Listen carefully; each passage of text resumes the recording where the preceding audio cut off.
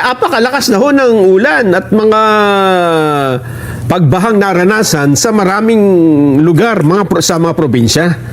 Di ba kahapon pinakita natin sa Metro Manila, konting ulan lang, baha na eh. Binahagad, Pero dito ho sa minonitor natin ng mga baha kahapon. Eto, tingnan natin ha. Ang isa sa nakita po namin na pinakamatinding binaha ay yung sa Bukidnon. Ken. Ayun, may nasira pa dyan. Eto, Epekto ba ng bagyo yan o hindi iba ata ito? Habagat ata ito eh. oo, hindi yan yung ulang galing sa bagyo. Pero yan yung ulan na hinahatak ng bagyo. Nako. Tingnan mo, nagkaroon ng ano dito. Nakakatakot ang alon, ano? Umagas daw, rumagasa daw ang tubig, umapaw ang mga ilog, at spillway nagpalubog sa mga low-lying community. Ilog ba ito? Parang ano yun? Hindi ba? Ano yan? Umapaw na yan. Oo, umapaw na to. bahay na yan. Oo. Wow.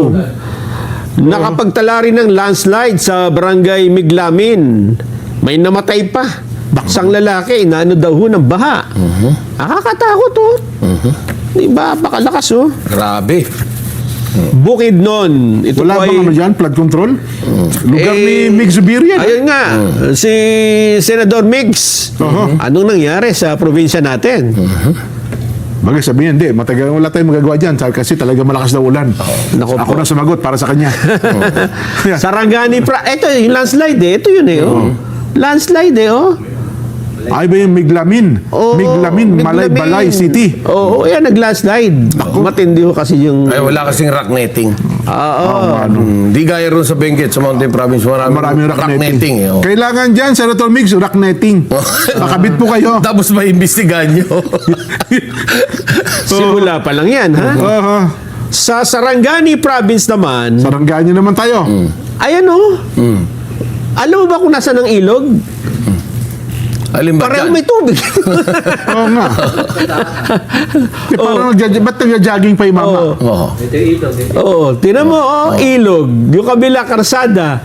Parehong may tubig. Bali, yung tubig na nagmula sa mga bundok, hindi na dumidiretso sa ilog. Doon na sa kalsada mismo Ayun nagbaba. nga, hindi nga maganda yung pagkakagawa. Ha? Yan daw ho ay sa bayan ng Maitom, Sarangani Province. Maitom. Oo. Oo. Punta naman tayo Sultan Kudarat. Yan, oo. Ayan, no, pinaligas ng mga residente sa Barangay Kolong-Kolong at Barangay Kulobe. Palimbang, Sultan Kudarat. May flash flood din po, mga kababayan. Wow. Ayan. Ang lakas. ng Habagat tubig. din ito, ha? Localized thunderstorms. Matindi po yan. Hindi pa ho ito bagyo. Oo. At yung bagyo po ay paangat pa lang. Ang sabi nila habang umaakyat yung bagyo, umaakyat din ito. Ito di ba, Mindanao to? Oo. So ang susunod nito, Visayas area at na. Luzon na. Oo. Metro Manila pa. Ayun, magtuloy ba yun? Coast Guard ba yan? Buti na lamang, may mga tao mabibilis. Yan na. Flash flood. Responde. Oo. Sa Maguindanao del Sur, alam mo ba kung gaano ka taas ang tubig? Oo. Abot dibdib. Abot dibdib. Yan po ay sa Barangay Tambunan, Talayan, Maguindanao del Sur. Wala daw, sunod-sunod daw yung ulan eh. Ayaw huminto eh. May parang...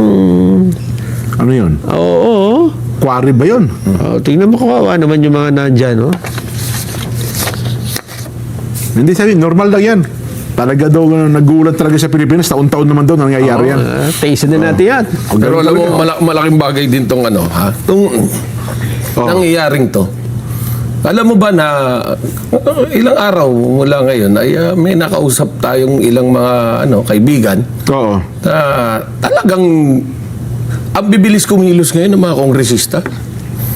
Paano mabilis kumilos? Talagang ginagawa nila ng paraan yung mga alam nilang babahaing lugar dahil napag-usapan nga naman nila na lalo na yung mga involved sa flood control. Ha? Ano ba ito? Quarry ba yan o hindi? Ay, mukhang minahan yan. Minahan pa ito? yan, oo. Kalayan, Maguindanao del Sur eh. Oo, mukhang minahan eh. Oh.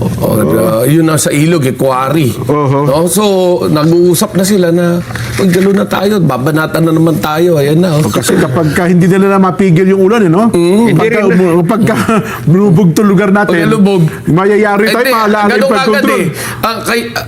Kaysa noon na, alam mo, na ginagawa ng paraan kung paano bibigyan ng relief, paano pa kainin yung mga taong naging biktima ng baha. Ngayon, hindi. Ang mangyari, paano mo isipin na, paano mo pipigilan yung banat sa'yo na dahil sa'yo, kaya kami nagbaha. Pag-iisipan ka, nasaan na yung flood control mo dito, Congressman? Hindi Diba? naman maikakaila. Oo. Kasi po, nakalista ang mga flood control eh. Yun, no? Yun. May listahan, di ba? Identified eh. Pero ang masakit, yung mga hindi naman nabigyan. Ay, Meron hindi namang na. iilan-ilan na hindi Kaya nabigyan. nga. Yun na nga. Yung hindi nabigyan, ang masakit, ay, yung congressman na pangalan ngayon, lagi nang may nakadikit sa pangalan na flood control. Oo. Di ba? Kung dati, Kong. Ngayon nga, Kong FC. Flood control na nakalagay. Flood control na ba? Oo. Hindi, parang gano'n na yung, ganun na yung treatment ng tao, Yun ang no, pagtingin, totoo. no? Well, in fact, that's unfair to those, congressmen who are... Lalo yung mga bago ngayon, no? Yes, Yung mga bago, sa this year lang na- Oo, yung mga last talagang elections lang. may pagmamahal. Oo. May idealismo na tinatawag para sa kanilang trabaho bilang mamabatas. Pero, alam mo, yan na talaga sinasabi natin na kapag buhay na talaga ng kababayan mo ang nadadamay o nakikitil, talaga nga namang kahit sinong Poncio Pilato pa yan, talagang totoo. ituturo mo, yan ang may dahilan.